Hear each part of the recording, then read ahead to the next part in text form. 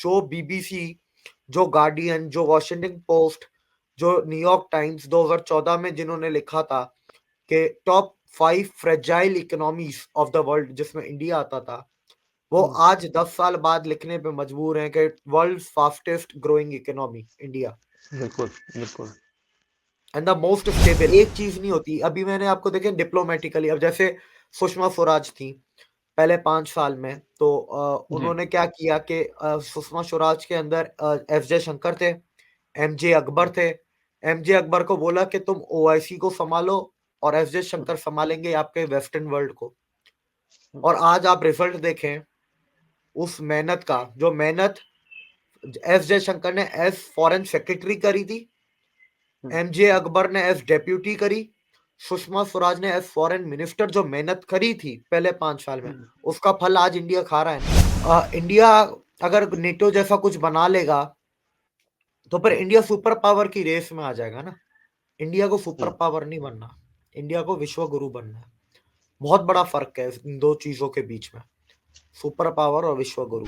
India में for example civic 10 lakh की है, तो इंडिया में वो पाकिस्तान में वो सिविक होनी चाहिए 30 लाख 32 लाख की, जी, 33 लाख 35 लाख की। पर जी। इंडिया पाकिस्तान में सिविक कितने की है?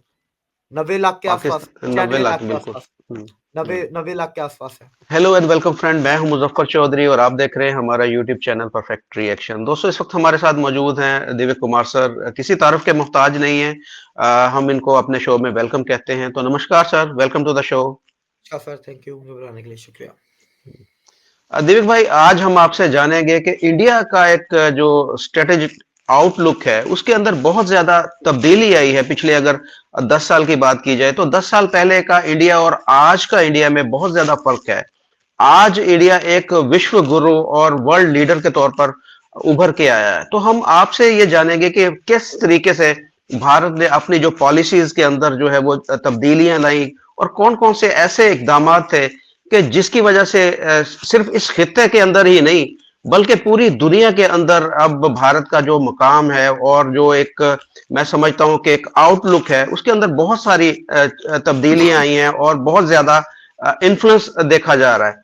तो इसमें हमें थोड़ा सा गाइड कीजिएगा कि क्या क्या भारत की जानिब से इकदाम किए गए हैं भारत के डिफेंस को लेकर और भारत की जो पॉलिसीज हैं उसको लेकर क्या आप उसमें देख रहे हैं कि किस वजह से इतनी जो अहमियत भारत को मिल रही है। सर देखें, 9 साल पहले ना इंडिया मेजर प्लेयर था दुनिया में, ना इंडिया की कोई उतनी बड़ी हैसियत नहीं थी, और इंडिया से पूछ के ना फैसले होते थे। और मैं दोनों तरफ से कह रहा हूँ, मैं इकोनॉमिकली भी कह रहा हूँ और मैं डिप्लोमेटिकली भी कह रहा हूँ, मैं आपको मिलिटरीली भी इंडिया के हर लिहाज से कह रहा हूँ। हम्म, हम्म, ठीक है, लेकिन 9 साल में जो चेंज हुआ ना, अगर आप मोदी जी के पहले 5 साल देखें जो 14 से 19 के थे, जी, उसमें मोदी जी ने कोई इतने बड़े बड़े पहले फैसले नहीं लिए। ठीक है, जो मुल्क में जो चेंजेस और पॉलिसीज वगैरह में, पहली चीज। दूसरी चीज, पहले 5 साल में मोदी जी पूरी दुनिया में कोट सूट में घूमते थे। आप देख लें, 19 के बाद कोट सूट है ही नहीं, 19 के बाद कुर्ता पजामा है। 19 के बाद एक दफा कोट सूट नहीं पहना है मोदी जी ने।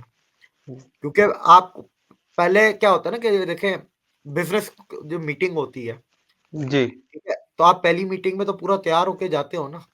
लेकिन जब अगला बंदा आपका पार्टनर बन जाता है, जॉइंट वेंचर हो जाता है, तो आप जीन्स टी शर्ट में भी जा सकते हो मीटिंग में। तो ये वही चीज है कि बाद में आपकी मर्जी चलती है कि आप क्या पहनना चाहते हो।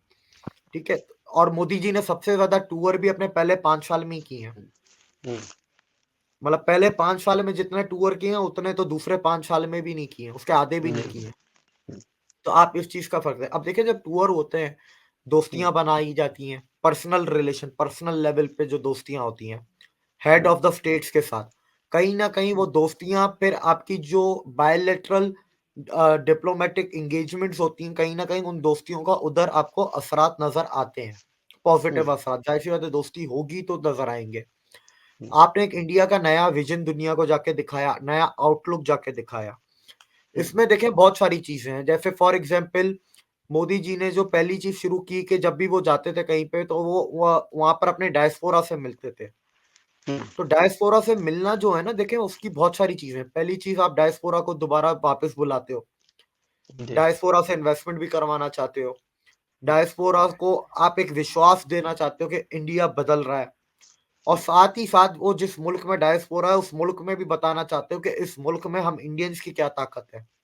तो हमसे पंगा लोगे तो हमारा डायस्पोरा तुम्हारे मुल्क में क्या कर सकता है। ठीक है, तो इंडियंस क्या 2014 में अमेरिका में क्या कम थे? 2014 में भी अगर नंबर निकालेंगे इतने ही तो थे। 37-38 लाख थे। आज वो जाके कहीं पहुंचे हैं 47-48 लाख, 10 लाख 12 लाख इंक्रीज हुआ है। ठीक है, जी। तो ताकत तब भी थी, ताकत आज भी है, सक्सेसफुल इंडियन तब भी थे, आज भी है। पर इंडियन गवर्नमेंट ने उसको यूज करना शुरू किया 14 के बाद। डिप्लोमेटिक एंगेजमेंट्स में जैसे नॉन अलाइंड मूवमेंट है इंडिया का, जी। उसको कभी उसकी पूरी पोटेंशियल को इस्तेमाल नहीं किया गया कांग्रेस के दौर में। ठीक है, जो कि इंडिया की बहुत बड़ी ताकत है, और वैसे है उसका क्रेडिट जाता है जवाहरलाल नेहरू को, लेकिन उसकी पूरी एक ताकत को इस्तेमाल करना है ना, वो कभी नहीं किया है। तो 14 में वो ताकत को भी इस्तेमाल करना शुरू किया कि भाई हमारे पास है ना, इसकी ये चीज की एक ताकत है। तो नॉन अलाइंड मूवमेंट के हिसाब से एक वो जिसको कहते हैं ना कि नॉन अलाइंड या इंडिपेंडेंट फॉरेन पॉलिसी, हर मुल्क के साथ म्यूचुअल इंटरेस्ट और नेशनल इंटरेस्ट को देखे जाएंगे। ठीक है, हर रीजन हर मुल्क के साथ। और इसी साथ ही साथ 2014 के बाद देखिए, 14 से पहले भी इंडिया ओवरसीज में डेवलपमेंट प्रोजेक्ट्स करता था, डेवलपिंग कंट्रीज में, अफ्रीका में भी करता था, कैरिबियन आइलैंड्स में, पैसिफिक में, हर जगह करता था। 14 के बाद वो प्रोजेक्ट्स 3 गुना बढ़ गए। ठीक है, उनको विश्वास दिलाया कि इंडिया है तुम्हारे साथ, एक बड़ा मुल्क है तुम्हारे साथ जो तुम्हारा भला चाहता है। तो आपने उन मुल्कों का साथ लिया डिप्लोमेटिकली वर्ल्ड स्टेज पे, जो आगे जाके ग्लोबल साउथ में जाके कन्वर्ट हो गया आपका। आपने फोरम्स बनाए, India Pacific island summit, India ASEAN summit. ASEAN की अपनी समिट तो होती है, पर जी। एक इंडिया आसियान समिट भी होती है, जो कि एक बिल्कुल अलग चीज है। उसके अलावा आपने जैसे इंडिया कैरेबियन समिट बनाई। ठीक है, आपने दुनिया के सारे मुल्कों को एंगेज करना शुरू किया, छोटे से छोटा बड़े से बड़ा मुल्क, एफटीएफ शुरू किए, और आपने अपने घर में चीजें सुधारी, दुनिया को बुलाना आपने शुरू किया। जो जो बीबीसी, जो गार्डियन, जो वॉशिंगटन पोस्ट, जो न्यूयॉर्क टाइम्स 2014 में जिन्होंने लिखा था कि top 5 fragile economies of the world, जिसमें इंडिया आता था, वो आज 10 साल बाद लिखने पे मजबूर हैं कि world fastest growing economy India, बिल्कुल, बिल्कुल। And the most stable. इतनी स्टेबल अभी करंटली अमेरिका की इकोनॉमी भी नहीं जितनी इंडिया की है, नहीं। फंडामेंटली की अगर बात करूं तो मैं। तो वो 10 साल में ये सारे चेंजेस हुए। एक चीज नहीं होती। अभी मैंने आपको देखे डिप्लोमेटिकली, अब जैसे सुषमा स्वराज थी पहले 5 साल में, तो जी। उन्होंने क्या किया कि सुषमा स्वराज के अंदर एस जयशंकर थे, एमजे अकबर थे। एमजे अकबर को बोला कि तुम ओआईसी को संभालो, और एस जयशंकर संभालेंगे आपके वेस्टर्न वर्ल्ड को। और आज आप रिजल्ट देखें उस मेहनत का, जो मेहनत एस जयशंकर ने एज फॉरेन सेक्रेटरी करी थी, एमजे अकबर ने एज डेप्यूटी करी, सुषमा स्वराज ने एज फॉरेन मिनिस्टर जो मेहनत करी थी पहले 5 साल में, उसका फल आज इंडिया खा रहा है ना। आज पाकिस्तानी खुद कहते हैं कि Muslim world is more closer to India than Pakistan, बिल्कुल ऐसे ही है। Western world is more closer to India, western world is dependent on India, western world prefer India. ठीक है, western world is aligned with India. ये जो चीजें हमें सुनने को मिलती हैं वो पहले 5 साल की मेहनत थी, जिसकी हर चीज में ना एक वो लाइन होती टाइम है, लगता है। टाइम लगता है। जैसे अगर मैं एक एग्जांपल दे रहा हूँ इस पूरे जैसे अब हम स्ट्रेटेजी की बात करें, देखें मुल्क के अंदर भी अमन चाहिए। आप देखें, एक होता है ना, चाहे टेररिस्ट अगर देश से बाहर है तो फिर एजेंसियां और आर्मी लड़ेगी, पर अगर वही टेररिस्ट देश के अंदर है, फिर देश के अंदर वाली एजेंसी, जी। देश के अंदर वाली फोर्सेस, जिसमें आपकी एनआईए, आईबी, पुलिस, सीआरपीएफ, ठीक है, और डेडिकेटेड जो स्क्वाड टीम्स होती हैं आर्मी की, वो आएंगी। ठीक है, जैसे नागालैंड में जो नागालैंड कह रहा हूँ, नॉर्थ ईस्ट की जो इंसर्जेंसी थी, छत्तीसगढ़ और ये कर्नाटका, महाराष्ट्र और झारखंड में ये जो नक्सलवादी इलाके थे आपके, जी। या चाहे आपकी कोस्टल लाइंस पे जो स्मगलिंग और जो इलीगल इन्फिल्ट्रेशन हो रही थी, जो कि अभी इन्फिल्ट्रेशन तो अभी भी हो रही है पर स्मगलिंग पे लगा दी है, चाहे वो ड्रग्स का आना था, ठीक है, या और भी कुछ 50 और चीजें थी, तो वो कौन संभालेगा? वो इंडिया में फिर दूसरे लोग संभालेंगे ना, दूसरी एजेंसी। वहां डिफेंस मिनिस्ट्री से निकल के बात आ जाती है होम मिनिस्ट्री पे। होम मिनिस्ट्री का काम होता है देश के अंदर लॉ एंड ऑर्डर। अब ऐसा नहीं है कि डिफेंस मिनिस्ट्री काम नहीं करती, वो भी मिलके काम करती है, पर मेन देश के अंदर मेन कौन होगा? Home minister, home ministry. अब इसमें भी एक कैच है। आप देखें पहले होम मिनिस्टर कौन थे? राजनाथ सिंह। उन्होंने एज अ होम मिनिस्टर नए नए चेंजेस लेके आए, डिजिटलाइजेशन लेके आए, कुछ नई एजेंसियों का गठन किया, ठीक है। उन्होंने फाउंडेशन सेट की, अमित शाह है, उस फाउंडेशन की मलाई अमित शाह ने खाई। अमित शाह ने फिर एक्शन लिया सबके ऊपर 2019 के बाद, चाहे वो नक्सलवादी हो, चाहे एजेंसियों को मॉडर्नाइज करना हो, चाहे आपकी डिजिटाइज करना हो सारे लॉ एंड ऑर्डर सिस्टम को, चाहे आपकी नॉर्थ ईस्ट की इंसर्जेंसी हो, चाहे आपकी पंजाब की इंसर्जेंसी हो, कश्मीर की इंसर्जेंसी हो, ठीक है। फाउंडेशन कौन सेट करके गया था? राजनाथ सिंह। रिजल्ट कौन सही दे रहा है? अमित शाह। तो इम्पोर्टेंट कौन है? दोनों इम्पोर्टेंट है भाई, दोनों, दोनों एक ने इम्पोर्टेंट। बुनियाद रखी। एक ने बुनियाद रखी, दूसरे ने काम किया। जैसे हम फॉरेन मिनिस्टर का मैंने दिया कि बुनियाद सुषमा स्वराज ने रखी थी, आज जो उसके ऊपर मेहनत हो रही है वो एस जयशंकर कर रहा है।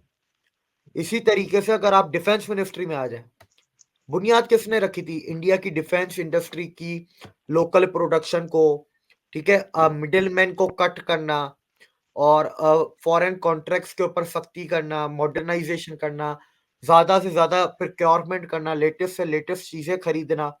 एज अ डिफेंस मिनिस्टर शुरुआत की थी मनोहर पारेकर ने।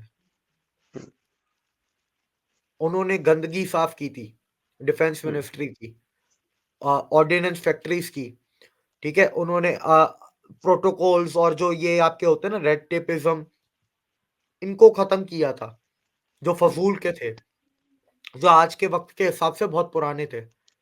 आज हम क्या देख रहे हैं? हमने 2020 के बाद देखा इंडियन आर्मी की ताकत को। राफेल आ रहे हैं 2020 के बाद, नए जहाज हर महीने एक नेवी में वेसल ऐड हो रहा है 2020 के बाद, हर महीने, ठीक है। हर हफ्ते कुछ ना कुछ प्रोक्योरमेंट हो रही है। ऑर्डिनेंस फैक्ट्रियों को पब्लिक लिमिटेड कंपनीज में वो डाइवेस्ट कर दिया गया 2020 के बाद।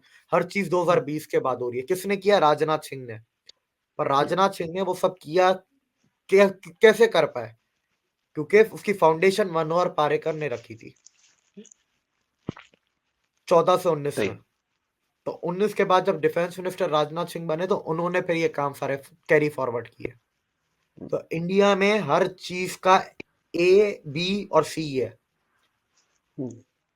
आप शिपिंग इंडस्ट्री देख लें, उसमें मिनिस्टर चेंज हुए, जल शक्ति में चेंज हुए, फाउंडेशन कोई और रखता है, काम कोई और कर रहा है। बड़ी बड़ी खबरें इंडिया से जो आ रही हैं सारी 19 के बाद ही आ रही है ना। 19 के बाद ही खबरें आती हैं, आज ये एयरपोर्ट बन गया, वो ट्रेन बन गई, फला हो गया। रातों रात तो नहीं बनेगा ना, पहले 5 साल में काम शुरू हुआ होगा, तब जाके अब जाके खबरें आती हैं। डेली बिल्कुल। एक खबर आ रही है, डेली कुछ ना कुछ हो रहा है, डेली कुछ खत्म हो रहा है, ठीक है। तो उसकी बुनियादें किसी और ने रखी हैं, उसके ऊपर काम किसी और ने किया है। और ऐसा नहीं है कि उसको मॉडर्नाइज यही लोग करेंगे। मॉडर्नाइजेशन के लिए फिर एक और नई मिनिस्ट्री आएगी, उसमें कोई तीसरा बंदा आ जाएगा। तो इस तरीके से सर ये सारी चीजें चलती हैं। तो इंडिया ने internally law and order, law and order में सिर्फ ये नहीं होता कि लड़ाई झगड़े, ठीक है। कानून को स्ट्रिक्ट करना, केसेस का टाइम कम करना, डिजिटाइज करना, पुलिस स्टेशनों को मॉडर्नाइज करना, कोर्ट्स को, वकीलों को सख्तियां करना, जो कि अभी पुलिस रिफॉर्म आना अभी भी बाकी है। अभी भी पुलिस में बहुत काम होना बाकी है। 24 के इलेक्शन के बाद आपको पुलिस रिफॉर्म दिखेंगे, जुडिशियल रिफॉर्म आपको दिखेंगे जो आपके 24 के बाद है। उसके बाद आपको अगर होम मिनिस्ट्री से रिलेटेड बात करें तो central bureau of mass communication जो एजेंसी है, वो 24 के इलेक्शन के बाद एक्टिव हो जाएगी, जो डिसइंफॉर्मेशन के ऊपर काम करेगी, वायलेंस और हेट्रेड के ऊपर काम करेगी। जो पूरी मीडिया आपकी हो गई, आपकी मूवीज हो गई, ड्रामे हो गए, ओटीटी प्लेटफॉर्म्स हो गए, आपके डिजिटल मीडिया हो गई, उसके सोशल मीडिया हो गई, इन सब के ऊपर जो सख्तियां की जाएंगी वो एजेंसी करेगी, उसके खाते में आएगा। डीप फेक हो गया, एआई हो गया, ये जो सारी चीजें ये एजेंसी फिर वो केटर करेगी 24 के बाद। बिल्कुल। ये लॉ एंड ऑर्डर की चीजें जो अभी आना बाकी हैं। हम्म, अभी जो 10 साल में हुआ हमें वो भी बहुत ज्यादा लगता है, पर ये ऐसे ही है। अभी शुरुआत है, अभी और भी होना है। हम्म, अभी तो सिर्फ कानून बदले ना, तरीका हम्म, बदला है। उस कानून उस तरीके को इम्प्लीमेंट करने के लिए फिर पुलिस को भी बदलना है, तो पुलिस रिफॉर्म भी आएंगे। हम्म, और बिल्कुल। जस्टिस देने वाले कोर्टों को भी बदलना पड़ेगा, तो जाहिर सी बात है हम्म, जुडिशियल रिफॉर्म भी आएंगे। हम्म, इंडिया को इंटरनेशनल आर्ट्रेशम हब बनाना है, न्यू दिल्ली को, तो हम्म, आपको तो ये सब करना पड़ेगा ना। जैसे सही। दुनिया के आज मुकदमे हेग में जाते हैं, लंदन में जाते हैं, सिंगापुर की कोर्टों में जाते हैं।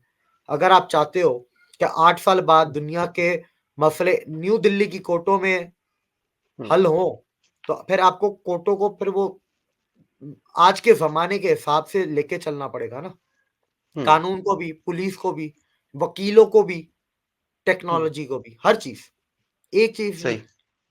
देखें ना, देखें, पुलिस काम करेगी जो कानून होगा, तो कानून हम्म, बदलेगा। अब कानून तो बदल ली है आज के हिसाब से, पर पुलिस के काम करने का जो तरीका है वो अंग्रेजों का है, तो पुलिस रिफॉर्म भी तो जी। आएंगे ना आज के ज़माने के हिसाब से। हम्म, और जजों के भी आएंगे, क्योंकि जुडिशियल रिफॉर्म, जो जुडिशियल प्रोसेसिंग और जो पूरा सिस्टम था वो तो पुराने ज़माने का है। आज के हम्म, ज़माने का कानून है, ठीक है? उस कानून पे जो कोर्ट में सबूत, इन्वेस्टिगेशन रखने के लिए आज के ज़माने की पुलिस है। तो उसके ऊपर फैसला देने के लिए आपको आज के ज़माने की कोर्ट भी तो चाहिए ना। हम्म, इसी तरह आप सही। एक्सटर्नल देखिए, एजेंसियों को कितना एक्टिव किया गया। पिछले 9-10 सालों में इंडिया में वर्कशॉप्स कितनी हुई हैं। फिर जो एनआईए, जो इंडिया की एजेंसी जिसको इंटरनेशनल अलाउड है इंटरनेशनल केसेस को करने का, उनके टाई जी। अप्स कितने हुए हैं। एफबीआई, सीआईए, इंटरपोल, ठीक है, इनके साथ टाई अप्स होना, फिर समिट्स करवाना, law and order, security, national security पे, साइबर सिक्योरिटी पे, ब्लॉकचेन के ऊपर, डार्क वेब के ऊपर, ठीक है, इसके ऊपर जो समिट्स करवाना, दुनिया भर की इंटेलिजेंस एजेंसी के चीफ को बुलाना, ठीक है। हम्म, देखें, मुल्क के रिश्तों में इंटेलिजेंस एजेंसी के चीफ भी होते हैं। हम्म, रॉ और आईएसआई चाहे कितना भी लड़ ले, ठीक है, लेकिन रॉ का चीफ और आईएसआई का चीफ आपस में बातचीत कर सकते हैं जब वो चाहे। हम्म, हम्म, चीफ की बात कर रहा हूँ, हम्म, वो जब सही। भी चाहे वो बात कर सकते हैं, हॉटलाइन होती है। इसी तरह हम्म, दोनों आर्मी चीफ के पास भी हॉटलाइन होती है, हम्म, और दोनों प्राइम मिनिस्टर के पास भी हॉटलाइन होती है। हम्म, सही। कुछ ऐसी इंपॉर्टेंट पोजीशन होती हैं, ये जो दो तीन मैंने बताएंगे, प्राइम मिनिस्टर, आर्मी चीफ, जी। ठीक है, और आपका एजेंसी का चीफ, हम्म, एक्सटर्नल एजेंसी, ये आपस में बातचीत कर सकते हैं जब वो चाहे। हम्म।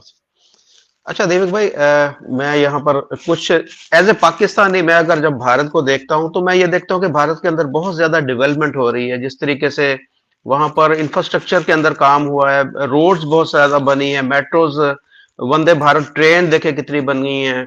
ये पिछले कुछ सालों के अंदर एयरपोर्ट्स कितने जो नए बनाए गए। एक तो ये भारत की इकोनॉमी की बात की जाए तो कैसी जबरदस्त उनकी इकोनॉमी है। ये तो भारत का एक हो गया, भारत के अंदर किस तरीके से जो डेवलपमेंट हो रही है। उसके साथ साथ अगर भारत का इंटरनेशनल अफेयर्स के अंदर देखा जाए तो भारत, जैसे आपने बताया कि किसी भी जो साइड का, किसी ब्लॉक का हिस्सा नहीं बना, नॉन अलाइंड मूवमेंट हमेशा से उसने, जैसे कि अगर बात की जाए यूक्रेन रशिया वार के अंदर भी उसने किसी का साथ नहीं दिया। इसराइल और गजा की जो जंग हुई उसमें भी उसने ऐसा ही किरदार अदा किया है। तो ये एक इस तरीके से, और बाद में आप देखें टर्की के साथ रिलेशन अच्छे नहीं थे, वहां पर जलजला आया तो वहां पर सबसे पहले जो भारत ने अपनी इमदाद भेजी, और खित्ते के जो दूसरे ममालिक हैं, जैसे श्रीलंका को मदद की जरूरत है वहां पहुंचा, मालदीव को मदद की जरूरत है वहां पर पहुंचा, बांग्लादेश को मदद की जरूरत है वहां पहुंचा। तो ये खित्ते के अंदर भी भारत एक अच्छा तासुर कायम किया। अफ्रीकन कंट्रीज की अगर बात की जाए, वहां पर उनको जरूरत है एग्रीकल्चर के अंदर हेल्प की जरूरत है, वहां भी भारत पहुंचा। तो ये इंटरनेशनली भी एक अच्छा इमेज जो है भारत ने बनाया है। उसके साथ साथ अगर यूरोपियन कंट्रीज की बात की जाए तो वहां पर जैसे आपने बताया कि बहुत सारे भारतीय हैं, वो अपने मुल्क को रिप्रेजेंट कर रहे हैं वहां पर। उनके जो इकोनॉमी के अंदर बहुत बड़ा हिस्सा है भारतीयों का। अब देखें जो इंडियन ओरिजिन ही हैं जो इस वक्त प्राइम मिनिस्टर हैं। अमेरिका के अंदर जो सदारती इलेक्शन है वो भी एक इंडियन ही वो लड़ रहे हैं। इस तरह पूरी दुनिया के अंदर अगर देखा जाए तो बहुत सारे भारतीय हैं जो किसी ना किसी कंट्री के अंदर वो अपनी खिदमात को सरंजाम दे रहे हैं। तो ये एक मिक्सर सा जो एक भारतीय मैं समझता हूं कि एक तशख्खुस बना है, एक इमेज जो बना हुआ है, एक पॉजिटिव इमेज है, उसकी वजह से मैं देखता हूं कि भारत का पूरी दुनिया के अंदर जो है एक इन्फ्लुएंस भी बढ़ा है, भारत की कदर में और उसकी इज्जत में भी बेशुमार इजाफा हुआ है। आप नहीं समझते कि भारत को फ्यूचर के अंदर जिस तरीके से एक नेटो बनाई गई है यूरोपियन कंट्रीज और अमेरिका के साथ मिलकर, एक कोई खित्ते के अंदर भी इस तरह की कोई ताकत बनानी चाहिए भारत को अपने हमसाया ममालिक के साथ मिलकर, कोई इस तरह की कि कोई इनके ऊपर अटैक ना कर सके या अपने दिफा के लिए ये काम कर सके, इस तरह हो सकता है? या सलामती कौंसिल के अंदर, जैसे जो सिक्योरिटी काउंसिल के अंदर एक परमानेंट निशिस्त भी भारत डिजर्व करता है, इसमें क्या इजाफा होना चाहिए ऐसा कि एक पता लगे कि एक बहुत बड़ी ताकत भारत बन चुका है, खित्ते के अंदर मुल्कों के साथ मिलकर एक ताकत बननी चाहिए, सिक्योरिटी काउंसिल के अंदर परमानेंट जो है सीट मिलनी चाहिए भारत को, क्या होना चाहिए ऐसे कि भारत मजीद परमानेंट हो सके?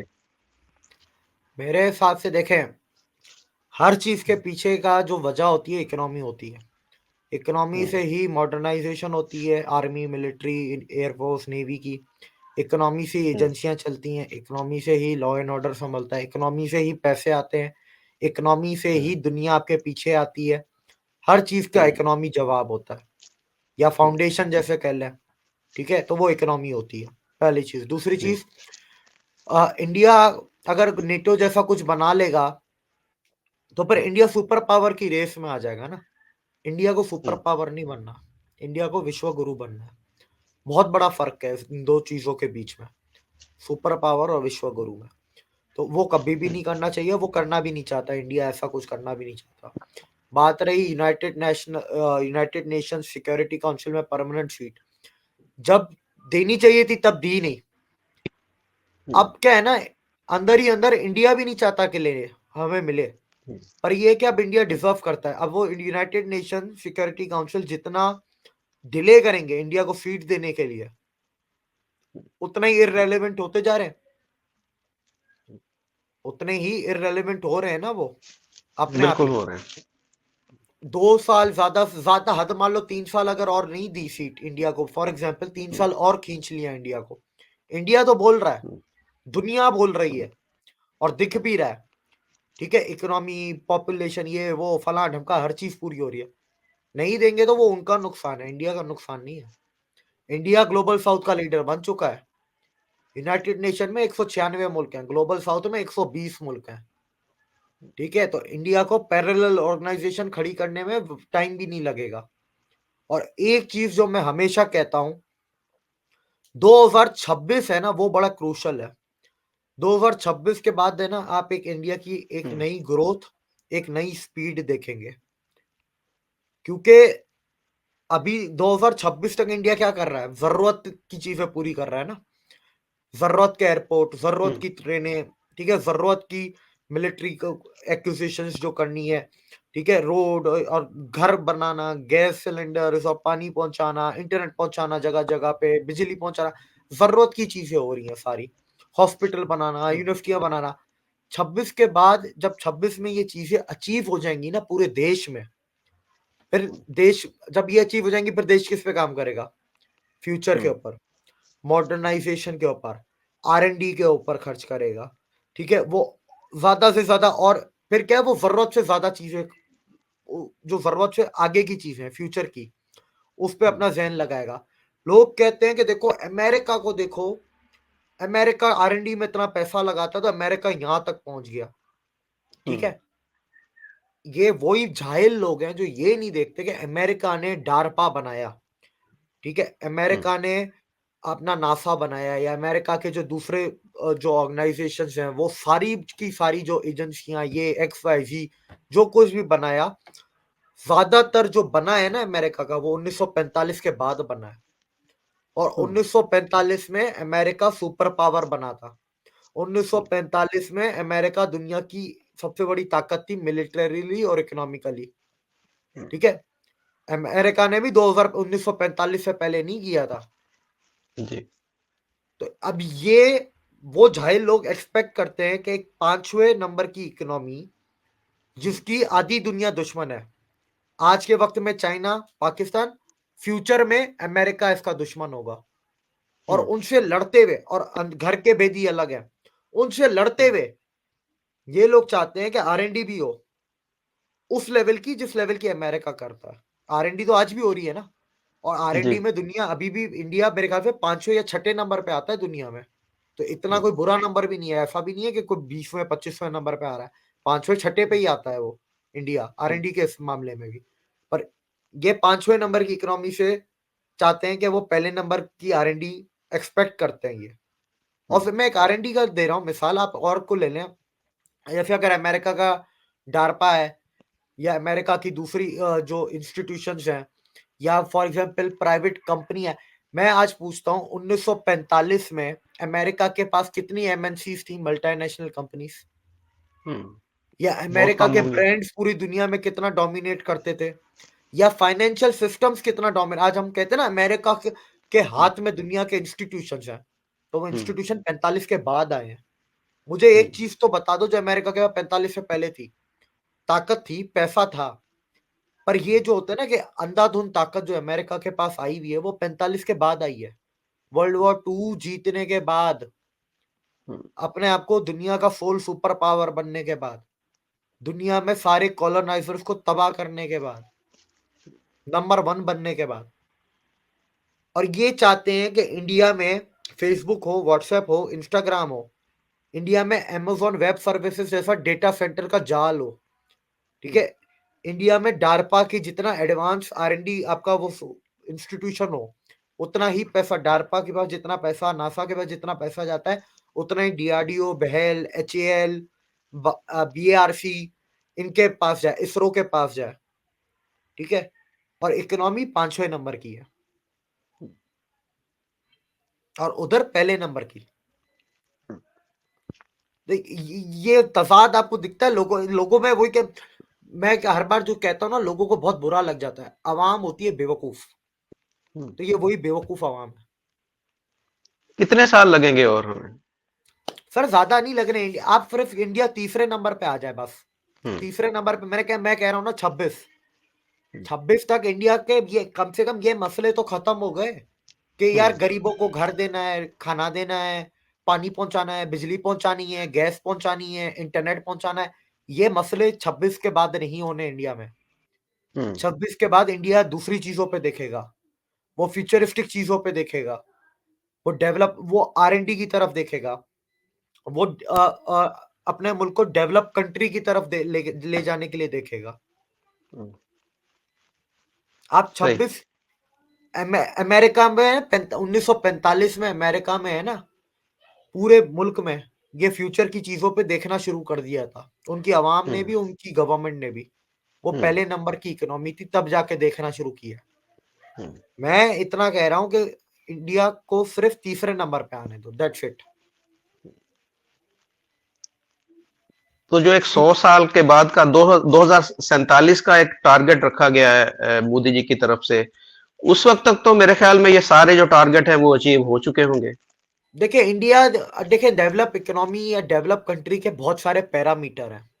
हम्म। कुछ पैरामीटर जो है ना, वो तो कुछ नहीं, एक पैरामीटर जो एक है, वो है पर जी। Capita income. वो तो हम्म। मेरे ख्याल से इंडिया, मेरे ख्याल से अगले शायद 50-60 साल में भी अचीव ना कर पाए, ठीक है। हम्म। लेकिन इसके अलावा जितने पैरामीटर हैं, उन सब पे डेवलप इकोनॉमी इंडिया बन जाएगा 2047 तक, डेवलप कंट्री। हम्म। अब मैं पर कैपिटा का भी आपको एक चीज समझाता हूँ। जी। इंडिया की पर कैपिटा $2500, ठीक है। हम्म। इतनी ही पर कैपिटा अफ्रीका के बहुत सारे मुल्कों में है, पर हम्म। अफ्रीका के उन सारे मुल्कों में वो $2500 की पर कैपिटा के साथ मेजोरिटी लोगों को गरीब कहा जाता है। हम्म। पर इंडिया के वो 2500 पर कैपिटा वालों को मिडिल क्लास कहा जाता है। हम्म। ये क्या है, इसका मतलब है इंडिया के पैसे की ताकत जो है, परचेजिंग हम्म। पावर पैरिटी जिसे कहते हैं, जी। ठीक है। आ, जैसे मैं आपको बताऊं, अगर आप अमेरिका में जाते हैं तो आपको $1.25 $1.5 का मिनरल वाटर मिलेगा। पर इंडिया में आपको 30 रुपए 50 रुपए, आप 50 रुपए में तो आपको लीटर या 1.5 लीटर वाली बिस्लरी मिल जाती है। अब कहाँ 50 रुपए, और अगर $1 भी हम मान लेते हैं, जबकि डॉलर से ज्यादा है, ठीक है, $1.25 या $1.5 है, हम डॉलर लेते हैं, डॉलर मतलब आज के टाइम पे 82 रुपए। तो ताकत किसकी हुई? इंडियन पैसे की ताकत ज्यादा इंडियन हुई इंडियन लोगों के लिए, ठीक जी। है। तो वही चीज है, जैसे ये बहुत अच्छी चीज समझाई थी, एक प्यू रिसर्च सेंटर की सर्वे था, उसमें था कि एक बंदा है, वो $250 $2,500 लेके अफ्रीका जाता है घूमने के लिए, ठीक है, और वो अफ्रीका में 3 दिन या 4 दिन में उसके $2,500 खत्म हो जाते हैं। लेकिन वो इंडिया $2,500 लेके आता है, तो वो इंडिया में उसके वो $2,500 10-12 दिन चलते हैं। बिल्कुल सही है। तो इंडिया कभी पर कैपिटा में वो नंबर 1 कभी शायद कभी ना बन पाए, पर उसके पैसे की ताकत आज के वक्त में बहुत ज्यादा है, और फ्यूचर में और भी ज्यादा हो जाएगी। बिल्कुल, और सस्ता भी है। हाँ, जैसे मैं आपको एक अपना एग्जांपल देता हूँ, मेरी इंडिया में कजन से बात हो रही थी, ठीक है, तो उसकी सैलरी है 92 के 93 हजार महीने की कुछ है। मैंने बोला इसमें गुजारा हो जाता है? बोलता गुजारा, इसमें मेरी सेविंग्स भी हो जाती है, मेरा पूरा घर वीआईपी, क्योंकि वो अच्छी जिंदगी जीता है, उसके शौक भी बहुत ज्यादा है, ठीक है, शौकीन भी है घूमने फिरने का, खाने पीने का, बाहर का खाना पीना, जी। मतलब सेविंग भी हो जाती है, हर महीने में इतना म्यूचुअल फंड में भी डालता हूँ, इतना ये एलआईसी में फला फला कर लेता हूँ, और ये सेविंग हो जाती है, और मैं इतना ये घूमना फिरना और घर कार भी चल जाता है। पाकिस्तान में 90,000 को अगर आप मैं कर लूं 2.5 लाख रुपए, ठीक है, जी। इतना ही होगा, 2.5 लाख हाँ जी, के 2.5 लाख। आसपास, जी। 2.5 लाख के आसपास, 2.5 लाख में भी 1 रुपया नहीं बचना। पौने 3 लाख जैसे तकरीबन। जैसे वो जिंदगी हम्म, गुजारता है ना, वैसी हम्म। जिंदगी पाकिस्तान में 2.5 लाख में नहीं गुजर सकती। अब पाकिस्तान में अगर 2 एसी चल रहे हैं तो 50-60 हजार 70 हजार तो आपका बिजली का बिल ही आ जाना। तो बाकी क्या बचना आपका। वही बात है, लोग कहते हैं कि अच्छा, मैं एक और एग्जांपल देता हूँ, पैसे की ताकत किसको कहते हैं, ठीक है। इंडिया में फॉर एग्जांपल सिविक 10 लाख की है, तो इंडिया में वो पाकिस्तान में वो सिविक होनी चाहिए 30 लाख 32 लाख की, जी। 33 लाख 35 लाख की, पर जी। इंडिया पाकिस्तान में सिविक कितने की है? 90 लाख के आसपास, पाकिस्तान 90 लाख 96 लाख के बिल्कुल। आसपास, नब्बे 90 लाख के आसपास है। तो ये वही पैसे की ताकत है। आल्टो देख लें, पाकिस्तान में 30-32 लाख की। 30 वहां 32 लाख पर की मेरे ख्याल। अल्टो है, इंडिया में अल्टो मेरे ख्याल से 5.5 लाख की, वो ऑटोमेटिक वाली जो फुल्ली जो जी। होती है, रजिस्टर अच्छा। रजिस्टर वगैरह सब करा के हर चीज, तब जाके 5.5 की वो आपको पड़ती है, वो भी top of the line automatic वगैरह वो सब, ये भी शायद कहीं ज्यादा ही ना बता दिया हो मैंने। तो बिल्कुल। 5.5 का अगर पाकिस्तान में करें, 15 लाख 18 लाख 20 लाख, पर पाकिस्तान में कितने की है? 35 लाख 32 लाख की। जी। उसमें भी रजिस्ट्रेशन तो है ही नहीं, रजिस्ट्रेशन में अलग है। हाँ जी। हाँ जी। तो बिल्कुल ऐसे ही है। ये वही चीज है, पैसे की ताकत जिसे हम कहते हैं। परचेजिंग पावर पैरिटी, आपकी परचेजिंग पावर कितनी है? मैं $1,000 में मैं अमेरिका में कितना खरीद सकता हूँ? शायद अमेरिका में $1,000 में मैं इतना खरीद लूं कि शायद जिससे मेरी गाड़ी की पीछे की सीटें फुल हो जाएंगी, पर उसी $1,000 से मैं इंडिया में इतना खरीद सकता हूँ कि शायद मुझे 3 गाड़ियां चाहिए हो उनको डिक्कियां फुल करने के लिए। भरने का दिन। बिल्कुल सही। परचेजिंग पावर मेरी बढ़ गई इंडिया में उसी $1,000 से, और उसी $1,000 से मेरी परचेजिंग पावर अमेरिका में कम हो गई। तो ये फर्क है जो लोगों को समझ में नहीं आता। अब जाहिर सी बात है, अब जर्नलिस्ट हैं, पॉलिटिकल साइंटिस्ट, सो कॉल्ड अपने आप को पॉलिटिकल साइंटिस्ट यूट्यूब पे लोग कहते हैं, ठीक है। अब ये इकोनॉमिक्स की चीज है, अब ये इनको बात समझ में नहीं आएगी, ठीक है। काफी लोग हैं वो आके फिर मुझे नीचे आके बताते भी हैं, जैसे हमने एक डीप स्टेट पे वीडियो जी। की, जी। नीचे आते हैं भाई साहब बोलते हैं कि देविक भाई, चेस बैंक और जेपी मॉर्गन एक ही है, दोनों का मर्जर हो गया, ठीक है। तो मैं उस दिन हम बैंकों की बात कर रहे थे, अब जी। उसके बाद फिर हमारा गैप आ गया, मेरी तबीयत खराब, फिर हम गए, मैं आज उसका जवाब दे देता हूँ, भाई साहब आप चले जाएं ऑनलाइन और आप पता कर लें, चेस बैंक 224 साल पुरानी है, जेपी मॉर्गन करीब 150 साल पुरानी है, और इनका मर्जर 1995 में हुआ है, और उस दिन हम हिस्ट्री की बात कर रहे थे, डीप स्टेट की हिस्ट्री के वो पिछले 400 साल में किस तरह फॉर्म हुआ। सही। अब हर चीज ये को ऐसे उसके लोग कंटेंट में देखना चाहिए। उसके कॉन्टेक्स्ट, हर चीज का कॉन्टेक्स्ट होता है, हर चीज का वो अलग होता है। ठीक है, अब स्टैंडर्ड ऑयल की बात करूंगा, आज के टाइम में स्टैंडर्ड ऑयल नाम की कंपनी नहीं है। आज के नाम पे स्टैंडर्ड ऑयल होल्डिंग्स है, स्टैंडर्ड ऑयल की रिफाइनरी कोई नहीं है। अच्छा। तो अब मैं उस दिन स्टैंडर्ड ऑयल की बात कर रहा हूं, तो मैं आज के जमाने की स्टैंडर्ड ऑयल, आज से 125 साल पहले जो जॉन डी रॉकफेलर ने स्टैंडर्ड ऑयल शुरू की थी, मैं उसकी बात कर रहा हूं भाई। तो अब ये मसला है, लोगों में ना कीड़ा होता है कि आए हम भी बताते हैं, हम ज्ञान देते हैं। ज्ञान दो बिल्कुल पर ऐसे ही सही है। चीज पे दो। मसला उस ज्ञान से नहीं है, क्योंकि काफी गलतियां, मैंने हम्म, कितनी सारी गलतियां की हैं, नीचे लोग आके जी बताते जी, हैं। बिल्कुल हाँ, तो बिल्कुल फिर हो अब हम जाता है, अगली हो वीडियो जाता में है। जाते हैं। जैसे मैंने एक लक्षद्वीप पे अपने वीडियो की थी, तो मैंने बोला था कि लक्षद्वीप तमिलनाडु के पैरेलल है, जबकि वो हम्म तमिलनाडु के नहीं, केरला के पैरेलल है। नीचे लोगों ने जी। आके मुझे करेक्ट किया, तो वो मुझे बुरा नहीं लगा। ठीक है, अगले को पता है ना, वो कुछ अच्छा, पढ़ एक के और उसने मुझे बताया। एक लक्षद्वीप की वीडियो में ही हमें हमारे जो देखने वाले उन्होंने बोला था, किसी आइलैंड के बारे में आपने जिक्र किया था, वो मॉरिशस के साथ के अंदर है वो। आपने शायद वो मालदीव के अंदर बोल दिया था, शायद ऐसे ही भी एक मैंने डीगो आइलैंड के। डीगो गार्सिया, मैंने शायद जी डीगो जी। गार्सिया का जिक्र हाँ जी, किया हाँ था, जी, तो डिगो डीगो, गार्सिया जी। तो डिगो गार्सिया जी। मॉरिशस में नहीं है भाई साहब, डिगो गार्सिया आपका इंडियन ओशन में है, मालदीव से हम्म। 250-300 किलोमीटर दूर। मॉरिशस अच्छा। कहाँ, वो मॉरिशस तो दूसरी साइड पे चला जाता है, मतलब अफ्रीका के भी हम्म दूसरी साइड पे है मॉरिशस। हम्म। मालदीव तो इधर ही सही। है ना आपके, मालदीव से थोड़ा नीचे। अब देखे, जैसे मैं कैसे समझ, ये इंडिया है, ये जी। मालदीव है। ठीक है, हम्म तो डिगो गार्सिया इधर है, हम्म मालदीव से थोड़ा नीचे करके है, लेकिन इंडिया के इधर है, सामने है। सही। ऑनलाइन गूगल मैप पे चले जाओ, गूगल मैप पे आपको दिख जाएगा डिगो गार्सिया। चलें। बहुत शुक्रिया देवेक भाई, बड़ी डिटेल से सारी चीजें आपने एक्सप्लेन की हैं, और हम उम्मीद करते हैं कि जिस तरीके से भारत इस वक्त तरक्की की मनाजिल तय कर रहा है, रोज हमें, जैसे आपने बोला कि नई नई कोई खुशखबरी मिल रही है, तो इसके नीचे जितनी मेहनत है, जो इसकी जितनी फाउंडेशंस बनाई गई है, जितनी इसके ऊपर वर्किंग हुई है, तो उसी मेहनत का जो समर है, उसी मेहनत का जो अचीवमेंट जो हासिल हो रही है, उसी मेहनत के रिजल्ट मिल रहे हैं आज भारत को। तो उसके लिए जो मोदी जी और उसकी जो उनकी जो टीम है, वो जाहिरी तौर पर वही डिजर्व करती है कि उनकी एप्रिसिएशन की जाए। तो थैंक यू सर, आपका बहुत शुक्रिया, आपने सारी चीजों को एक्सप्लेन किया।